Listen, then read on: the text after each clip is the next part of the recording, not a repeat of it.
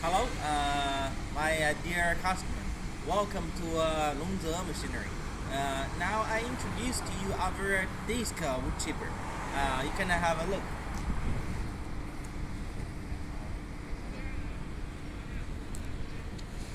The disc blade wood chipping machine.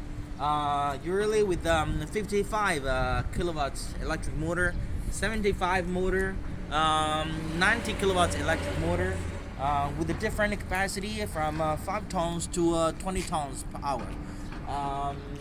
Also we have the drum type. The drum type.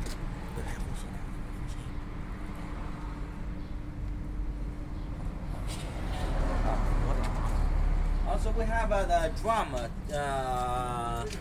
the drum type of wood chipper with the electric motor 55 kilowatts, the 110 kilowatts, 160 kilowatts. Different capacity for the crushing the wood logs with the wood veneer. The wood root for different raw materials can crush the material to wood chips.